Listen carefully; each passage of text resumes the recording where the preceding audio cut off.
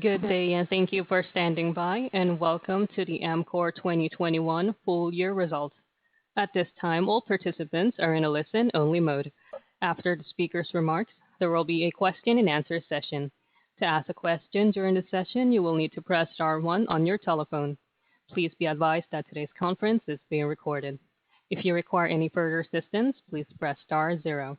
I would now like to hand the conference over to your speaker today, Tracey Whitehead, Head of Investor Relations. Please go ahead. Thank you, operator, and thank you everyone for joining Amcor's full year call for fiscal 2021. Joining the call today is Ron Delia, Chief Executive Officer, and Michael Casamento, Chief Financial Officer. At this time, I'll direct you to our website, amcor.com, under the Investors section, where you'll find our press release and presentation, which will be discussed on the call today. We'll also discuss non-GAAP financial measures, and related reconciliations can be found in the press release and presentation on our website. Also, a reminder that the call today includes some forward-looking statements, which remain subject to certain risks and uncertainties. Please refer to Amcor's SEC filings, including our statements on Form 10-K and 10-Q, to review factors that could cause actual results to differ materially from what we're discussing today.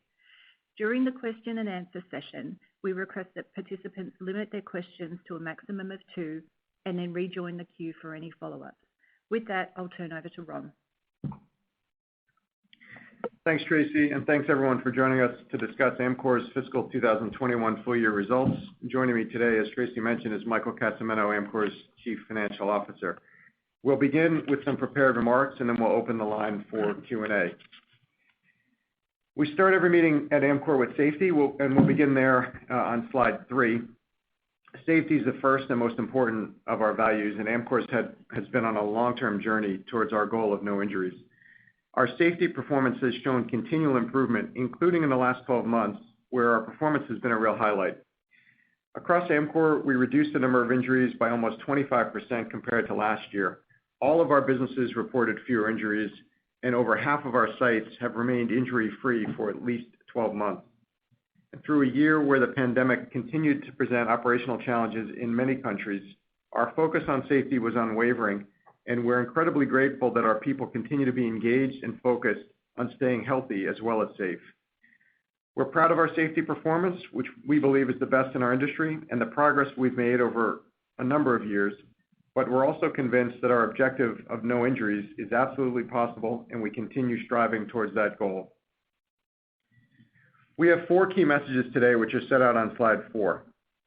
First, FY21 was an outstanding year for Amcor on multiple dimensions. The operating environment remained highly dynamic, but our teams stayed fully focused on the key business drivers within our control, remained agile as conditions changed, and demonstrated exceptional execution and consistency all year. Financial results exceeded our expectations as the year progressed. We ended the year with momentum, and we expect another strong year in fiscal 22, which is the second key message. Third, our recent performance in many ways is a result of the financial and strategic benefits from our 2019 acquisition of Bemis. 2 years on, the integration is now essentially complete. The financial benefits are ahead of our expectations, and strategically, we're better positioned than ever with a stronger foundation for growth into the future.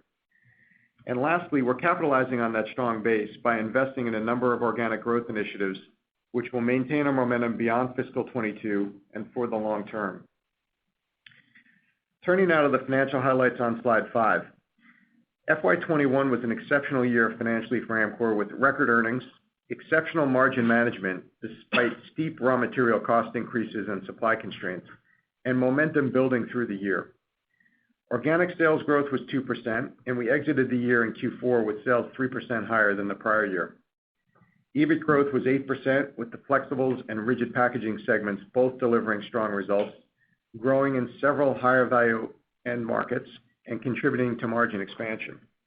In fiscal 21, Amcor's EBIT margins increased 60 basis points to reach 12.6% for the year, which is a new high and an exceptional achievement in an environment where raw material price increases and supply disruptions continue to require an intense focus on securing availability as well as managing price recovery. We estimate Bemis acquisition synergies were around $75 million, and as we close out the final integration activities, we expect to exceed the original synergy target by at least 10%. EPS increased 16% for the year and was ahead of guidance, which we're able to continuously increase through the year. And free cash flow of $1.1 billion was at the top of our expected range. Return on capital, or return on average funds employed, finished well above 15% at a time when our cost of capital is at an all-time low. And through the year, we returned $1.1 billion of cash to shareholders through share repurchases and higher dividends. The key message here is that the fundamentals of our business continue to strengthen. Our teams around the world have demonstrated unwavering focus on executing against our strategy, and as a result, we've delivered another year of outstanding financial performance, with momentum continuing to build as we begin fiscal 22. I'll turn it over now to Michael to provide some more detail on the financial results, and I'll finish up with some comments on growth and sustainability. Thanks, Ron. Good morning and good evening, everyone. I'll start with the flexible segment on slide 6, which performed very well, delivering record sales, EBIT, and EBIT margins for the year. Sales includes recovery of higher raw material costs, and as Ron mentioned earlier, these have continued to move higher during the quarter. Across the business, our response has been proactive, and we have implemented price increases quickly. As a result, in the June quarter, net sales increased by more than $100 million, with the annual recovery run rate reaching more than $500 million as we exited the year. From an earnings perspective, and consistent with last quarter, the price cost impact has remained manageable, given the diversity of materials we buy and the multiple regions in which we consume those materials. This is clearly evident in our margin performance, which continued expanding in Q4 and through the year. From a volume perspective, demand in many of our key high-value end markets has remained consistently strong, including meat, coffee, and pet food. However, this has been offset by double-digit declines in North American medical volumes and European pharmaceutical volumes, driven by fewer elective surgeries and lower prescription trends. From a geographic perspective, volume growth has been relatively broad-based, with good overall performance in emerging markets. And while volumes in North America were higher than the prior year, along with Europe, this is where large parts of our healthcare business are located, and growth in these regions is inclusive of those headwinds. Adjusted EBIT has grown 9% in constant currency terms, mainly reflecting volume growth, exceptional margin management with expansion delivered every quarter, and around $65 million of cost synergy benefits related to the Bemis acquisition. Turning to rigid packaging on slide 7. In summary, the business has continued to deliver outstanding results, driven by an increasing consumer demand in both North and Latin America. Sales growth included a 5% increase in volume, as well as a 3% price mix benefit, including higher pricing to recover cost inflation in Latin America. In North America, annual beverage volumes were 8% higher than last year, and hot fill container volumes were up 13%. Driven by rising demand through the year, which resulted in capacity shortages and historically low inventory levels across the industry. Demand was particularly strong in hot fill categories, including sports drinks, ready-to-drink tea, and juice. Year-to-date, specialty container volumes were higher than the prior period, with growth in categories including spirits, home and personal care, and this was partly offset by lower volumes in the healthcare segment. Volumes in Latin America were 5% higher than last year, with growth delivered in Brazil and Argentina in particular. EBIT growth of 8% reflects higher volumes and favourable mix across the business, and this was partly offset by higher labour and transportation costs in North America. These higher costs have been a direct result of capacity shortages and low inventories throughout our network, which introduced supply chain inefficiencies in the short term ahead of installing additional capacity. Rigid containers continues to be one of the world's preferred packaging formats, since it's recyclable, resealable, and hygienic, and has the lowest carbon footprint. As you'll see on the slide, this preference continues to be reflected over time, format share in a healthy growing market remaining consistent. Demand for recycled content is also rising rapidly, and our use of recycled resin has doubled over the last 2 years. Looking forward, we expect this trend to accelerate further and are working with customers on a very active pipeline of new product launches incorporating higher levels of recycled material. Moving to slide 8, adjusted free cash flow of $1.1 billion was at the upper end of our expected range for the year, and we finished the year strongly. Compared with last year, free cash flow benefited from the higher flow-through of higher earnings, and this was offset by $100 million adverse impact from the timing of US cash tax payments and a lowering working capital benefit. Working capital has been an area we have been particularly focused on through the Bemis integration and is a real highlight. In total, since 2019, approximately $250 million of working capital has been released, and this has been a source of funds to cover synergy-related cash costs. Capital expenditure increased in the current year as we have stepped up our organic investments in high-growth segments and geographies. Looking ahead, we have a broad range of attractive investment opportunities and expect to increase CapEx by a further 10 to 15% in fiscal 2022. Our financial profile is solid, with leverage at 2.7 times on a trailing 12-month EBITDA basis, and is right in line with our expectations. With strong annual cash flow and a strong balance sheet, the business has significant capacity and flexibility to invest in organic growth, execute M&A, as well as return a substantial amount of cash to shareholders. In fiscal 21, total cash returns to shareholders in the form of dividends and share repurchases reached an impressive $1.1 billion. Turning to slide 9 and our outlook for the 2022 fiscal year, we expect comparable constant currency EPS growth of 7 to 11% for the full year. This excludes the effect of disposed businesses, which impact comparability, and an unfavorable current currency impact of approximately 1 cent per share, assuming current exchange rates prevail for the remainder of the year. So on a reported basis, this results in an EPS guidance range of approximately 79 to 81 cents per share. Free cash flow is expected to be $1.1 to $1.2 billion, up to 10% higher than fiscal 2021, even as we are accelerating capital investments to support organic growth. Growing cash flow enables us to continue paying a compelling and growing dividend and allocate cash to share purchases, which we expect will be around $400 million in fiscal 22, while retaining the flexibility and to fund acquisitive growth when needed. So with that, I'll hand back to Ron.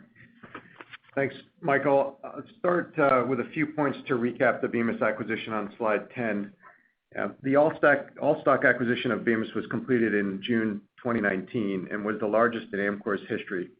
So 2 years in now, our integration efforts are essentially complete, and the outcomes are clearly exceeding our original expectations. Firstly, from a financial perspective, the transaction unlocked substantial value through the realization of cost and cash flow synergies, which have materially strengthened Amcor's financial profile. More specifically, based on our fiscal 22 expectations over the 3-year period post-closing the acquisition, we will have outperformed the original cost synergy target of $180 million by at least 10%. And as Michael mentioned, the cash released from working capital over the last 2 years funded the cash costs to achieve those synergies. Margins in our flexible segment will be more than 200 basis points higher than in fiscal 2019. EPS will be at least 35% higher, or at least 21 cents per share.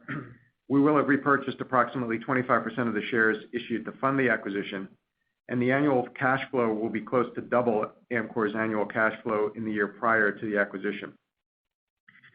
Strategically, Bemis was a perfect fit for Amcor. It was a pure play coming into what was already the world's largest global flexible packaging business. And putting these two companies together created the only truly global flexible packaging platform able to serve multinational customers around the world with an even stronger value proposition, especially in the most attractive end markets like healthcare and protein, where our participation has meaningfully increased. Amcor is now the clear flexible packaging leader in every major geography with greater absolute and relative scale advantages, and we've strengthened our talent and capabilities, particularly in R&D, so we can support large and small customers with the broadest range of innovative and sustainable packaging solutions.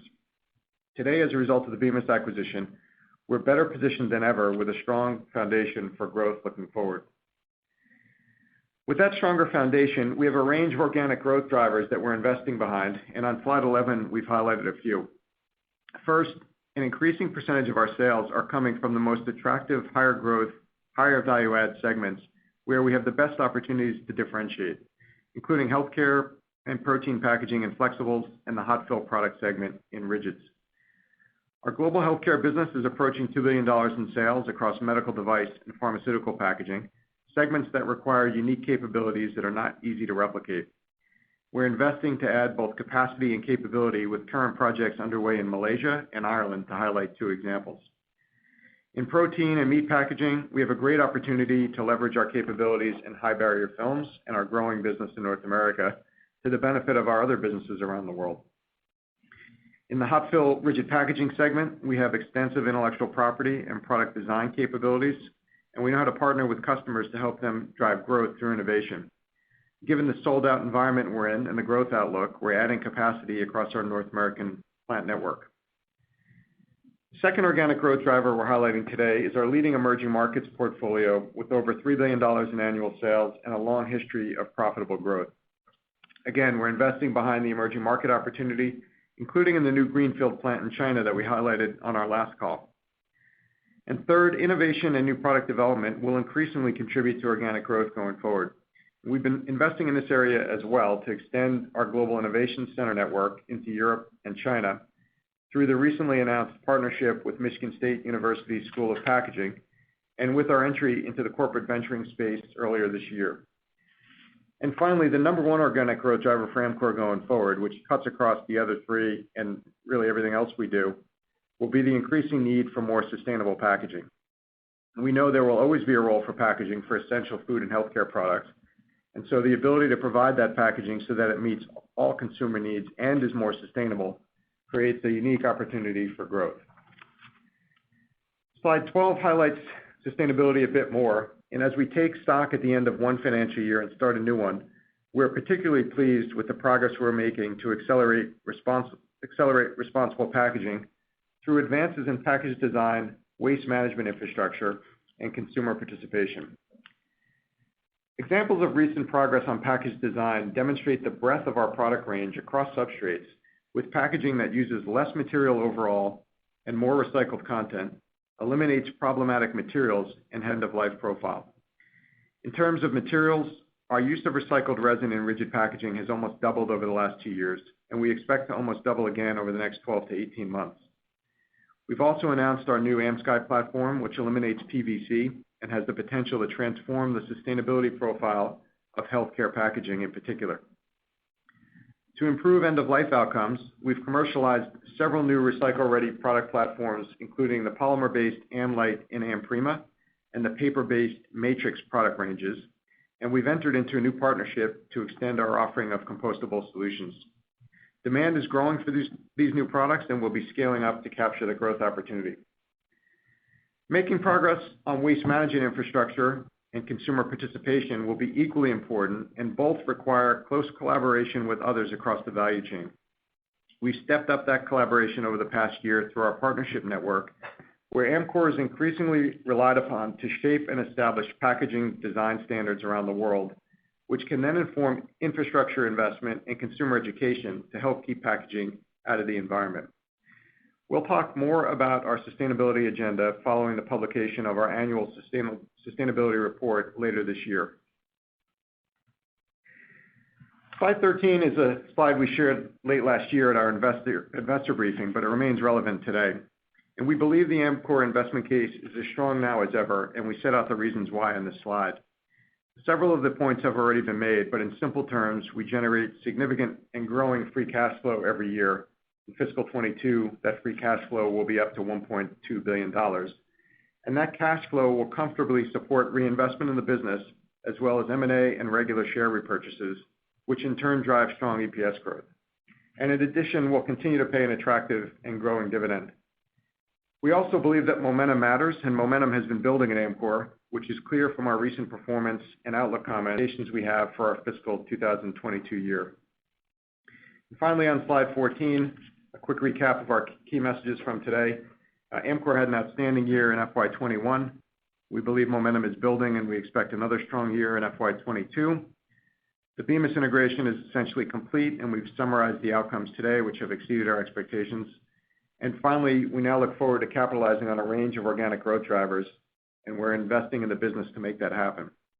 With that, operator, we'll conclude our opening remarks, and we'd like to open the line for questions. Thank you. In the interest of time, we would like to remind participants to limit their questions to 2 and to rejoin the queue for any follow-ups. Our first question coming from the line of Anthony Pettinari with Citi. Your line is open. Good evening. For the 2022 guidance, is there anything that you'd say about, the cadence of earnings growth, whether you'd expect that to be more second half weighted or first half weighted, given you have a few moving pieces with cost inflation and some volume comps that are maybe a bit unusual? Look, Anthony, we've given the full year guidance there for you, and that 7 to 11%. Typically our business is weighted kind of 45% first half, 55% second half. We haven't given particular guidance by quarter, but I think that range, we're expecting to be within that as we head through the year. Okay. And then, you obviously have a large global footprint. Is it possible to say how the Delta variant has impacted demand, if at all, across the regions that you operate in? And is there anything sort of anticipated in fiscal 22 guidance from that perspective? Yeah, Anthony, first of all, it's all incorporated in our guidance, our outlook on the top line, his starting point for the outlook and the forecast for the coming year. It's really early to say. I think, we would say that consumption and our demand, other than in healthcare, has more or less normalized over the last several months, notwithstanding the pickup in, positive test results that are coming from the Delta variant. So at this stage, we haven't really seen any kind of dislocation resulting from COVID in the near term here. Okay, that's helpful. I'll turn it over. We have our next question coming from the line of Ghansham Panjabi with Baird. Your line is open. Hi, good evening. This is actually Matt Krueger sitting for Ghansham. I guess I just wanted to start out with, given several moving pieces, including some unusual volume comps and things like that, can you outline what your budgeted volume growth by segment and or by region might look like for fiscal 22? And then just given that we're halfway through August already, can you talk about how some of the sales in key segments or end markets have trended to kick off the year here? Look, typically we'd expect low single-digit growth on the top line. I mean, that's what you saw this year, and if you look over history, that's typically what we see. So I think to give you any more detail than that, I think it's the low single-digit is where we would point to. I think also if you look back over time, we've typically grown kind of mid to high single digits in emerging markets and kind of low single digits in developed markets, which is consistent with consumption patterns in those different parts of the world. And then from an end market perspective, we're pleased with the performance in some of the higher value add segments where we're really pushing. Typically protein, pet food, coffee, the things where there's more differentiation. Healthcare would typically be at the top of that list. Obviously, we're weathering a bit of a blip because of COVID at the moment, but that's kind of how we think about getting to that low single digit expectation over time on the top line. Great, that's helpful. And then I just wanted to shift over to the raw material environment. Can you talk a bit about what type of headwind you experience from higher raw material costs and potentially raw material shortages during the latest quarter and the full year of 2021, along with how those raw material trends are likely to impact your business as we move into 2022? Any detail on if you had issues procuring materials or if there was any downtime taken because of lack of supply would be helpful as well. Yeah, sure. I'll take the financial piece if you like. So the first thing is, as you know, in standard in the industry, we pass through raw material pricing to customers and on a contractual basis. So it's a timing issue more than anything on that front. The other point about Amcor, obviously we have a broad and diverse range of raw materials and consumption around the globe. So you've got to take that into account as you look at our numbers through the year. And then of course we built capabilities over the many years of getting that raw material passed through. So from where we sit today, we're really pleased with how we dealt with some of the spikes in 21. As we said in the remarks, we recovered over $100 million in flexibles in Q4 alone and exited the year on an annualized basis. That was about $500 million in those prices, so more to come. The price lag cost was manageable as it was in Q3, so we haven't called that out specifically.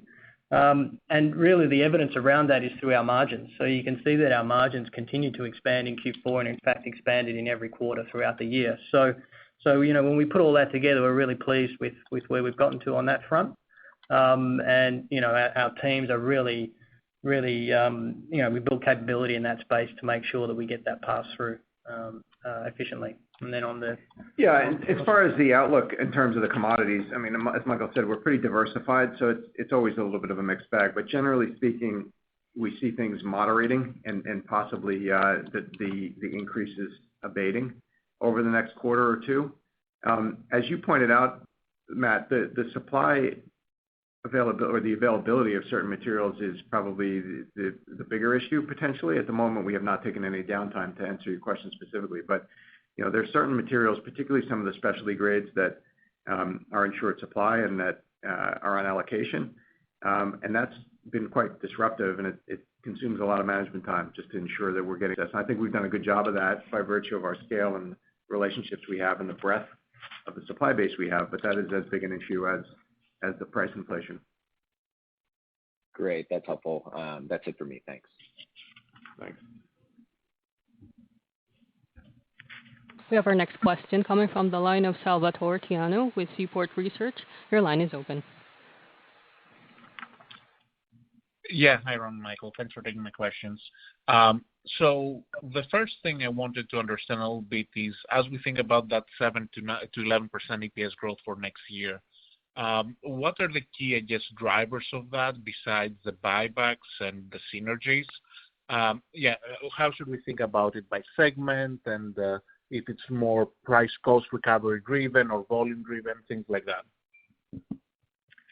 So I can start there for you, Salvatore. If you think about the growth of 7 to 11%, you're going to see around mid-single digit from an organic standpoint, is the first point. And then you've still got some benefits from the buyback to come through as well, which is more organic. So there's probably 1 to 2% there that's going to come through. And then obviously we've got some synergies left to go, which would be low single digit. So that kind of explains to you the makeup of the guidance. And obviously to get to the upper end, we'd see some better revenue in the top line, perhaps a stronger recovery in healthcare. And that's the opposite. In terms of the lower end of the range, maybe some further raw material headwinds could drive the lower end of the range. But that's really the makeup of the components in that guidance. Okay, great. And then I'm not sure if I missed it, but do you have any outlook with regard to some other items, components of your EPS and free cash flow guidance, like interest expense, CPS, working capital expectations, and also cash flows that you exclude from your adjusted free cash flow guidance? So we've said the adjusted cash flow is going to be 1.1 to 1.2 billion. Again, a range there, which obviously depending on the earnings will impact that. Working capital potentially could move around depending on headwinds from raw materials, but they're the key items there. We haven't called out specifically interest and tax. I think you can expect that they'd be similar to where we are this year. If there was something unusual to call out there, we'd call it out for you. Obviously, we're going to have higher earnings, so the tax absolute will be higher, but otherwise within that range. And then we're looking to invest more in the CapEx front, as I spoke to in my notes, and that's really to support organic growth into the future in several opportunities that we've got on hand today. Okay, great. Thank you very much.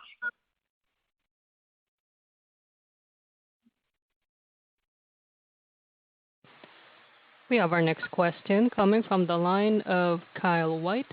You're with Deutsche Bank. Your line is open. Hey, thanks for taking the question. Wanted to focus on rigid packaging for my first question. Hot fill volumes continue to see nice growth here.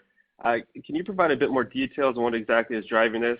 Is it still at-home consumption with some of the large multi-packs growing, or is it really just being driven by kind of the new product introductions and innovation that you're seeing in that market? It's a good question because it's across the category. So hot fill containers are typically used in ready-to-drink teas or certain premium segments of the juice market, and of course isotonics, sports drinks. And those categories collectively are all growing pretty rapidly, and most of the participants and brand owners in those categories are enjoying that growth. And it pretty much is a combination of the drivers you mentioned, Kyle. There's, I think, increased distribution and availability in multi-pack formats. There's probably a bit more at-home consumption, but there's also a lot of new product launches and a lot of rejuvenation of legacy brands and also just extensions or introductions of new ones. So there's a lot happening in that space. A lot is oriented towards healthier and better for you type line extensions or new products. And so there's just a lot of activity there. And that's a segment where there really is only one packaging format. I mean, it's a PET set of segments, that resealability, lightweight, on-the-go consumption, it all kind of fits together with the value proposition of the plastic container. So it's all coming together. The volume growth's been strong. We've seen strong volume growth in the past. We'd sort of expect at some point, you get back towards mid-single digits. But for now, the industry is enjoying strong growth and essentially a sold-out environment. Got it. That's helpful. And then on flexibles and healthcare packaging, just giving it's a higher value product for you or mix for you. What's kind of the update there? Are you seeing a recovery in that end market, or has it been kind of stalled now recently with kind of the upticks of COVID cases and hospitalization rates that we're seeing? I think it seems to have stabilized a bit. I'm not sure we're ready to call it, to say that it's turned the corner. These are segments, and the predominant subsegments would be medical device packaging and pharma packaging, and we're more weighted towards pharmaceuticals in Europe and a little bit more weighted towards medical in North America. And these segments would be growing typically at mid-single digits and have for several decades. And they offer great differentiation and therefore good margins. I'm not sure we're ready to say that we've turned the corner. We see evidence that things may be stabilizing a bit, notwithstanding the recent spike in cases. I'm not sure hospitalizations have followed suit. So I think we would hope that as we work our way through the fiscal year, that's an area that builds momentum through the 4 quarters of FY22. Got it. Appreciate the details and good luck in the next fiscal year. Thanks. We have our next question coming from the line of Andrew Scott with Morgan Stanley. Your line is open.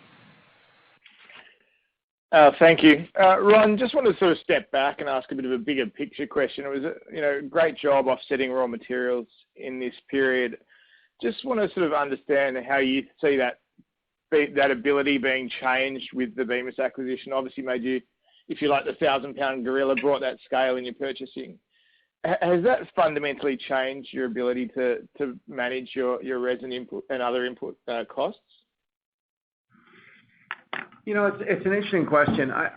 There's a couple of things that have changed. I mean, what Bemis would have brought is just greater diversification in the buy. So we got bigger, obviously, and that helps. The relationships we have with the big suppliers are not unlike the relationships we have with big multinational customers. It definitely matters to be big on a global basis.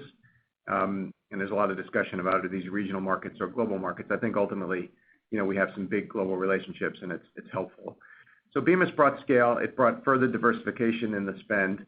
And that's, I'm sure it helped. But I think the other thing, Andrew, and you've covered us for a long time, I think the experience curve, we continue to go down, and we've kind of learned over the years, and I've been around long enough to have been through probably 3 of these peaks in the last 10 years. And I think with every cyclical peak, like the one we've been going through, we get better and better in terms of the internal processes and capabilities to, first of all, measure what's happening and then take action and mitigate it. So it's probably a combination of Bemis and maybe just getting further down the experience curve that's kind of helped us through this cycle. Understood. And I have covered you for a while, and I know this is a question that you probably get sick of, but to what extent should we view the comments around the buyback as a reflection on maybe a lack of attractive opportunities in the acquisition market at the moment? Look, I don't think you should see it as an either or. I think what you're seeing with this result, we've been talking about the cash that the business spits out for a long time, and this is, going into a fiscal year with line of sight to excess cash flow, even after continuing to fund the dividend and continuing to actually fund more CapEx. As Michael pointed to, CapEx will pick up again in FY22. Even after those 2 allocations of cash, the business will generate, a substantial amount left over.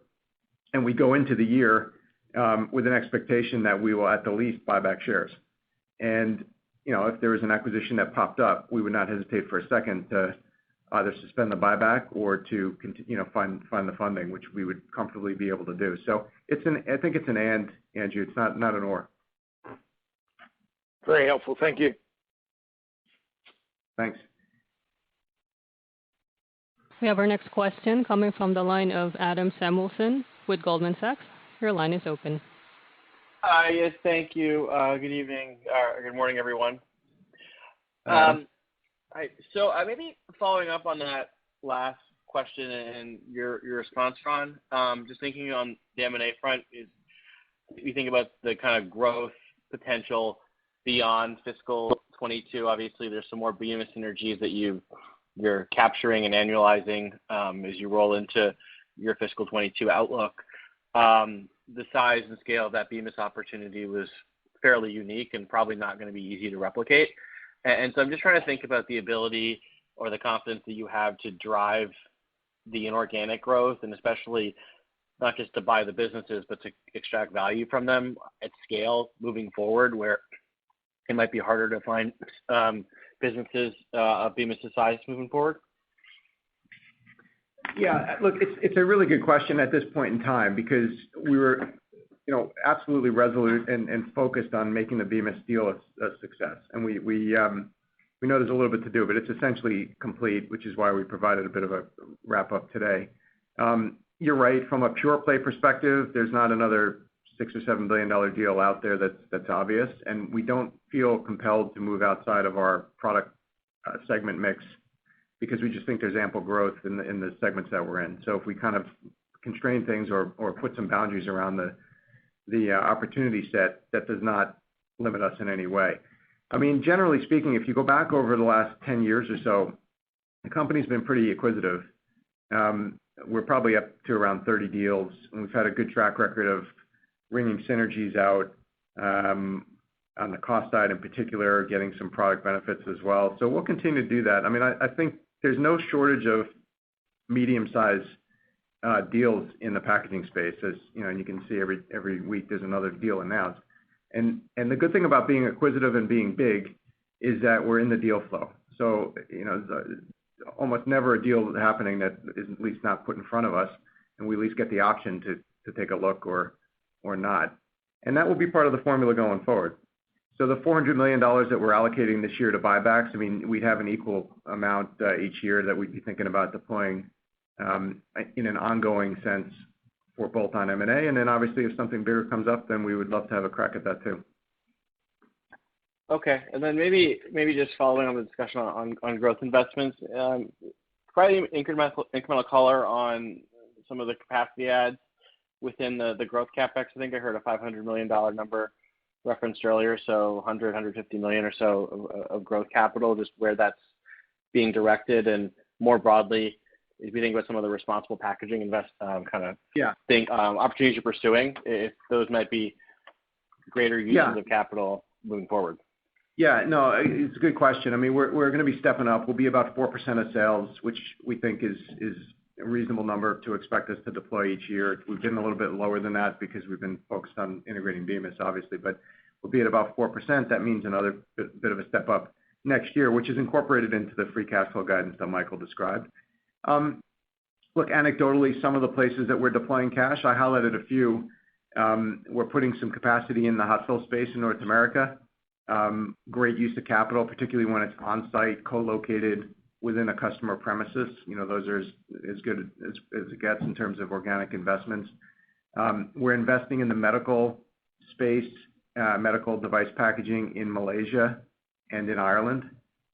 We've got some capacity we're going to put in Malaysia for a certain product category that we typically export out of North America or Europe, and we're going to localize that, which opens up just a whole nother set of growth options for us.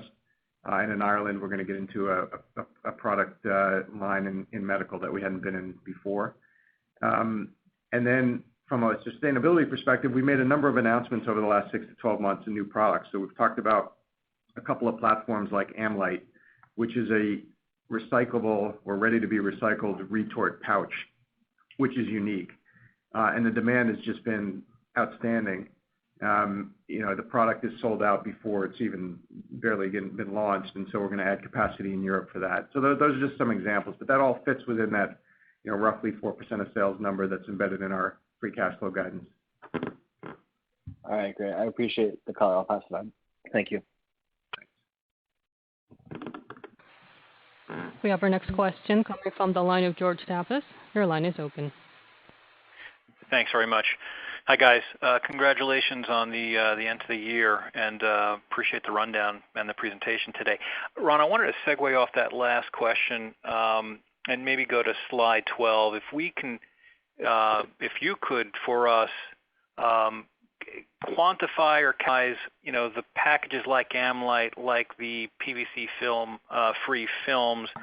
How much revenue do you think you're doing right now in terms of the responsible packaging product suite that you're offering your customers right now, and what do you think that's growing at? If you could put any numbers around that. And relatedly, is this an area that could get? I mean, the answer will be yes, obviously, but where you really think there's an opportunity for acquisitions to improve your performance here, or you really don't need acquisitions? You've got the best technology in the market. So, a couple of questions to start.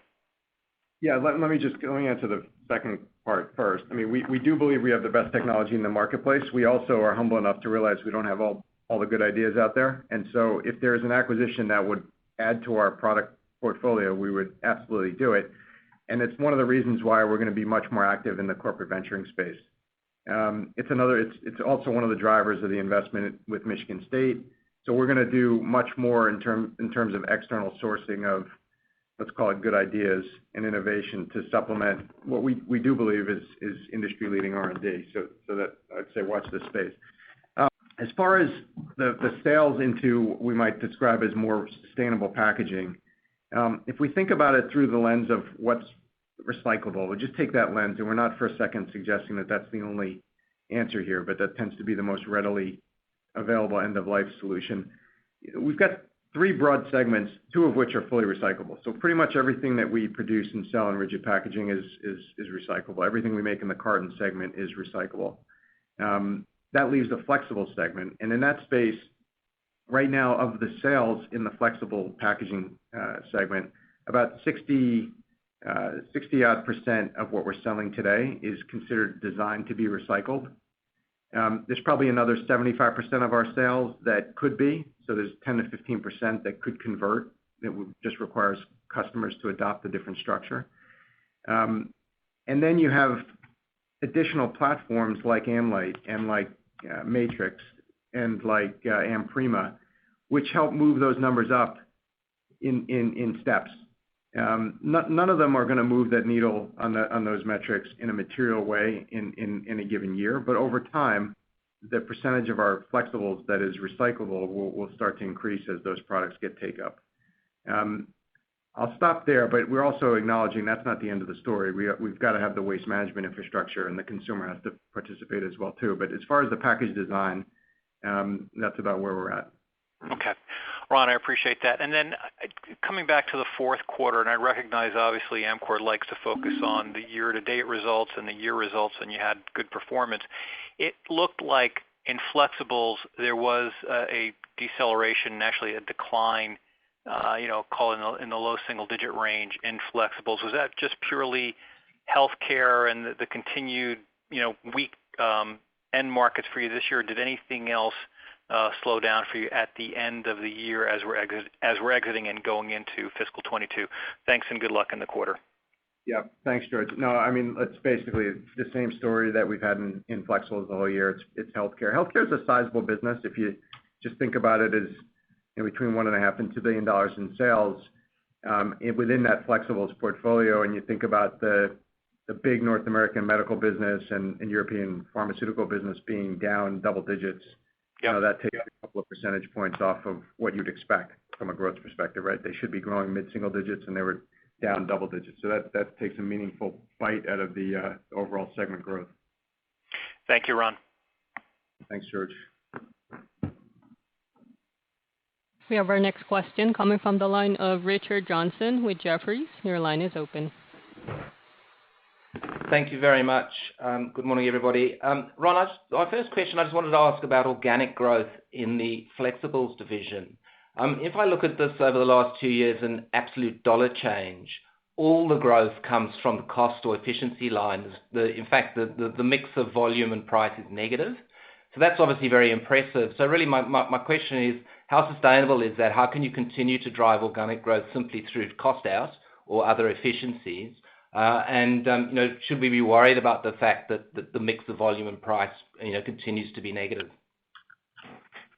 Yeah, look, I mean, Richard, you've followed the company for a long time. The top line sales has grown kind of low single digits, actually about 2% for a long period of time. Flexibles would normally be in that space. I think the last couple of years is a tough read through if you're talking about the long-term trajectory of the business.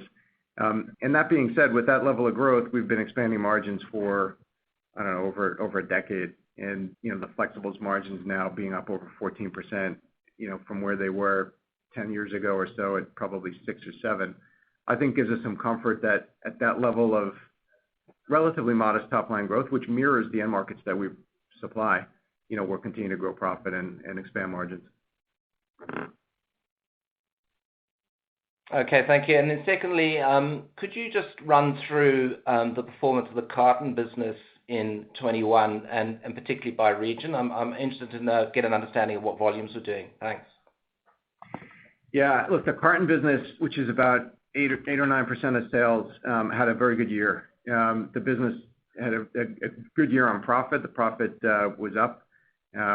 Great job managing cost. And actually the volume performance was probably a little bit ahead of long-term trend. That business from a volume perspective is likely to be flat to declining low single digits. Last year it was close to flat on a volume perspective too. It's by region we start to get into some smaller parts of the business, but the bigger parts of Europe and the Americas would mirror the trends that I just described. Great. Thanks very much. We have our next question coming from the line of John Purtell with Macquarie. Your line is open. Oh, good evening, Ron and Michael. Hey, John. Hey, John. Just had a couple of questions. The first one, Ron, just in relation to CapEx and some of those increments there. Can you remind us what your return targets are on that incremental or that growth CapEx? Obviously, you've had growth or return targets in the past, so how have they changed perhaps or not? And a question for Michael, just in terms of that free cash flow of 1.1 billion. What was the drag, if any, from raw materials and higher sort of inventory there, or impact on that? Thank you. Yeah, hey, John. Yeah, I'll take both of those. In terms of returns on CapEx, we really haven't changed the model there. It's a cash investment. We expect 20% return on those, so as a minimum, and that's typically what we work towards. So no real change there over the term. In respect to working capital, look, we saw some higher inventory during the period and some higher receivables as we started to flush that through the system, and then the offset was the payables. So, from a year-end perspective, it wasn't a meaningful impact, but there's probably still a little bit of that to flow through the system, and it's more a timing issue than anything. But in the cash flow that we saw at the year-end, we were pretty pleased with where we ended. It was a strong performance, and we had a good finish in the year, and that's really on the back of the continued focus in working capital, and particularly around things like debtors and overdues. We've had really good performance there across the board. Just general inventory management has been strong, and we continue to manage with our suppliers as well. So, overall, really pleased on the working capital front. Got it. Thanks a lot. We have our next question coming from the line of Anojja Shah with BMO Capital Markets. Your line is open. Hi there. I wanted to ask about your sourcing of recycled resin. You're clearly sourcing enough to double your usage, and then I think you said you're going to double it again over the next 18 months. And we hear from other companies that it's actually quite difficult to source the amount of recycled resin that they would like to. What do you think that Amcor is doing differently? Well, listen, it's becoming more and more important, obviously, to our customers.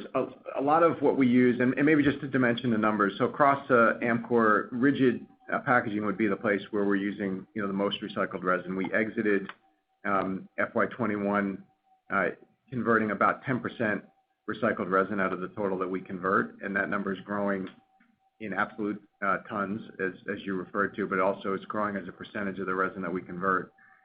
In that space, we're clearly the biggest buyer out there, and so we've been actively sourcing both from new entrants into the recycled resin space, as well as some of the virgin resin providers that have gotten into PCR. So it's a pretty broad book that we're buying across. And then in flexibles, it is a little bit more challenging when you're trying to source polyolefins, and that's still pretty nascent. A lot of the material that we're using for food pack or for flexible packaging is coming from food grade milk and water jugs and things, and those are in scarce supply. That will change over time. Chemical recycling will be a contributor over time. We're active in more than a half a dozen different pilots and feasibility projects on chemical recycling around the world. That will be part of the mix too. So I'd say watch the space, but so far we've been able to satisfy our demand.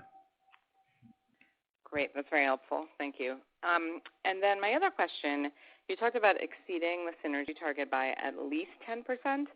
Maybe you could just give a little more detail on where you're doing better than anticipated, just so we could get a little more granular around that at least 10% number. Yeah, so the original number was $180 million, and that's the number that we're going to beat by about 10% or at least 10%.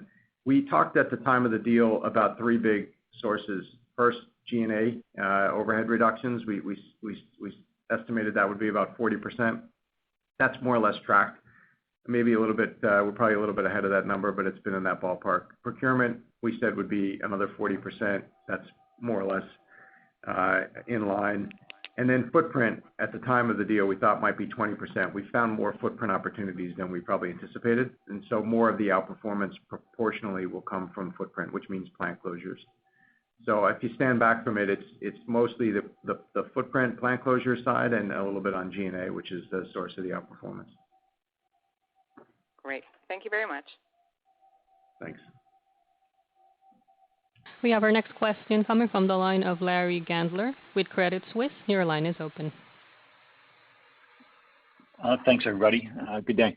A couple of questions, obviously. So my first question is, if I can do it by way of example, the question is, what are the top three opportunities to create organic earnings over the next, say, 3 years, to call it FY25?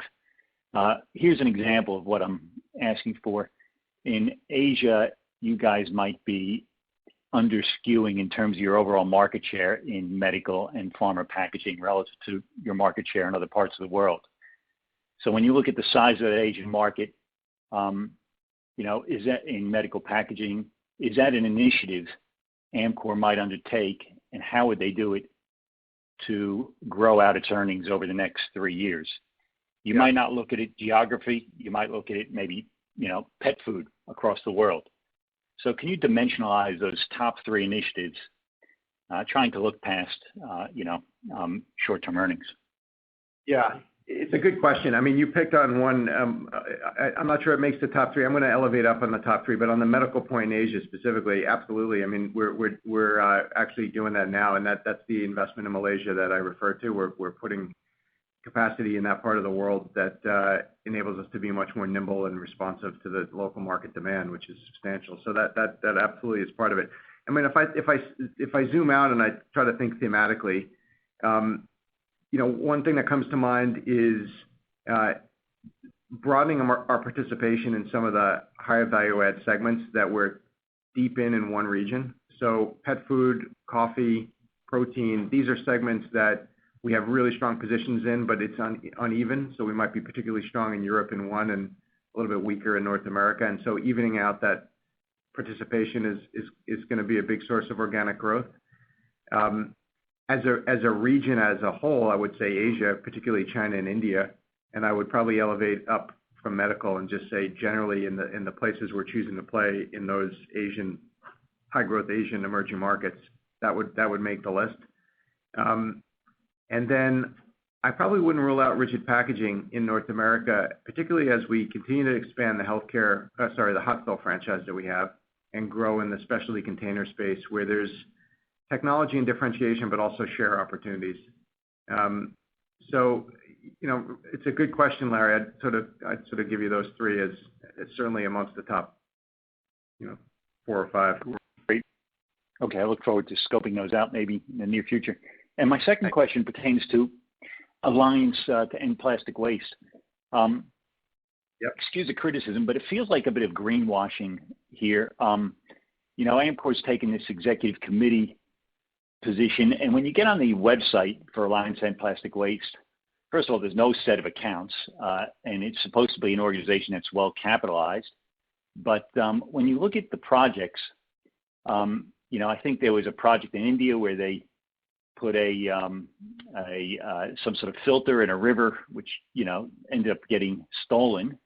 There is a couple of projects, one in India and Africa, where it's highly manual intensive, doesn't require a lot of capital of collecting, waste. This is an organization that's backed by billions, and the projects seem very small.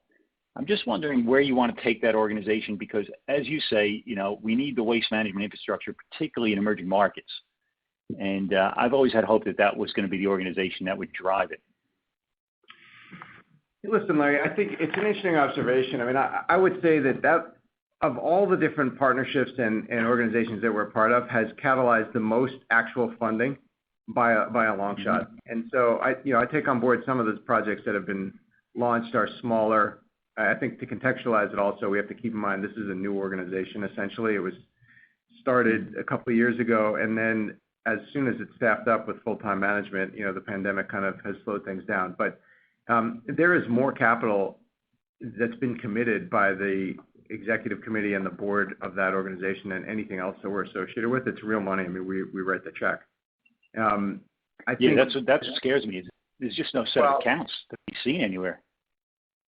Well, like any NGO, Larry, sometimes or industry association, it's not always this transparent. But the money that the participants are putting into that organization will crystallize and will catalyze action. And there's good examples. I mean, the Project Stop in Indonesia is a good pilot. There's one in the U.S. now called First Star, which is small. And I think as the initiative gains steam, we'll have bigger, bolder projects to point to. But for the early days, I'm pretty pleased with the way it's distributing its resources.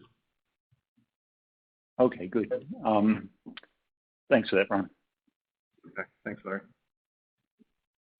We have our next question coming from the line of Nathan Reilly with UBS. Your line is open.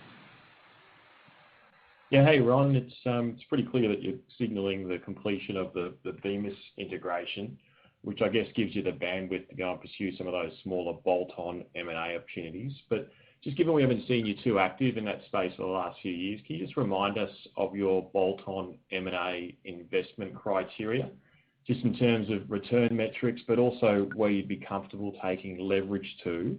And also, where are you seeing the most attractive M&A opportunities right now?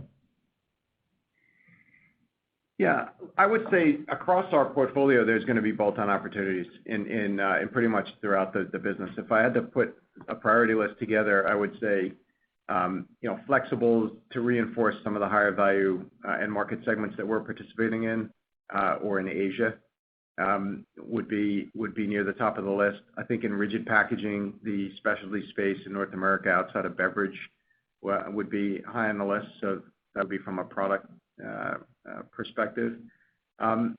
Returns are always going to be important. The company's now generating 15% return on capital, so we need to be there or thereabouts as we think about investments. And I mean, from a leverage perspective, I wouldn't give you a number other than to say we're going to be an investment grade company, always have been, and are committed to that. But within that, we have an ample capacity. If you think about the EBITDA now, the business is of over $2 billion. One turn it would make for a lot of firepower for M&A. So there's no constraint there. Excellent. Thank you. Thanks. We have our next question coming from the line of Chau with MST. Your line is open. Good evening, Ron and Michael. So just a couple of follow-up questions. On the adjusted free cash flow guidance, I take your point around a step up in CapEx, but obviously the offsetting factor for FY 2021 was that timing of the tax payment. So Michael, perhaps if, you know, I don't want to steer you in a direction, but certainly feels like the low end of that range, you know, is probably unlikely and potentially getting more towards the top end. So I'm just wondering if you can provide us with a bit more detail on where you think at this point in time you'd be sitting within that range, notwithstanding some of the moving parts. Yeah, no, look, as I said, the range is there, and it's a reasonably wide range, 1.1 to 1.2 billion. Obviously, factored in that is the earnings guidance range. So we've given a range there of 7 to 11%. So, you know, depending on where we end up in that range, will drive the cash flow as well.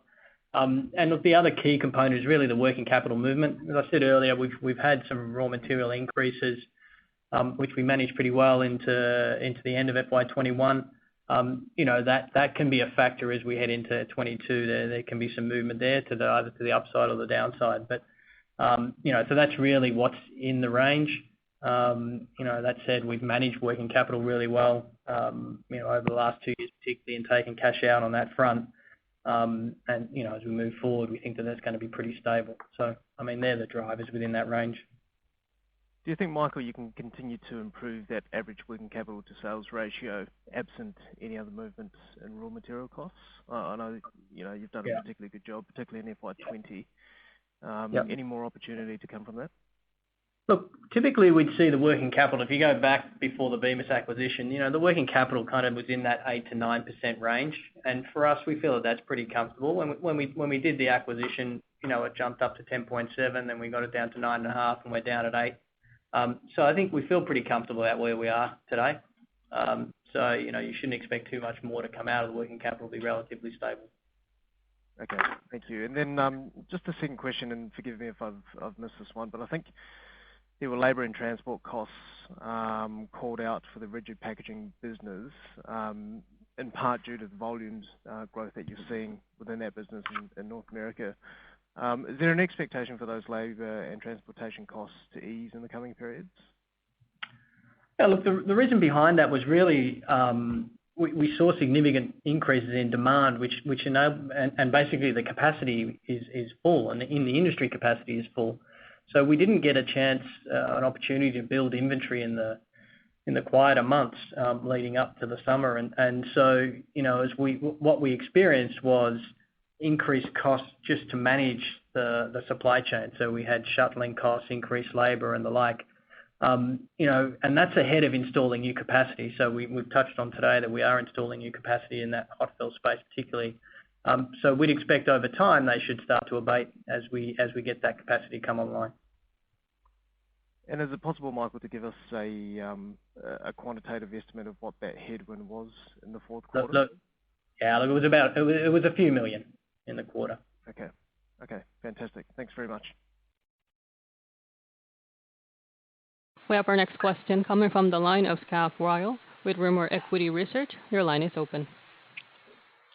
Oh, hi there. Thank you. I just had one question for Ron. You made some comments in your prepared remarks about the need for waste management infrastructure investment to pick up, which is, you know, that's very, very clear. Do you think that Amcor will have to invest in this space? Obviously, you're taking an alliance approach at the moment, but do you think in order to control the development of that infrastructure that you will actually have to invest there? Thank you. Yeah, thanks, Scott. It's a good question. I mean, the short answer is no. I mean, we're going to be active in bringing, you know, responsible packaging to life in a number of different ways, but we'll also be, and we'll have to be, somewhat judicious and focused and disciplined about where we deploy our shareholders' capital. And we think the best use of the capital is in developing packaging that is going to have a better end-of-life profile or uses more recycled material or less material in the first place. That's where most of our efforts will go. As far as waste management infrastructure, you know, there's a number of different things and means to fund that, including extended producer responsibility regimes, bottle deposits and things like that. And when those are properly designed, then we're very supportive of those, and that can likely be part of the answer. But I don't envision us putting capital to work in that part of the value chain in any extensive basis other than maybe just some pilots through a partnership or an alliance. Okay, great. Thank you. That's all I had. Thanks. Thank you. This concludes today's conference call. Thank you for participating. You may now disconnect.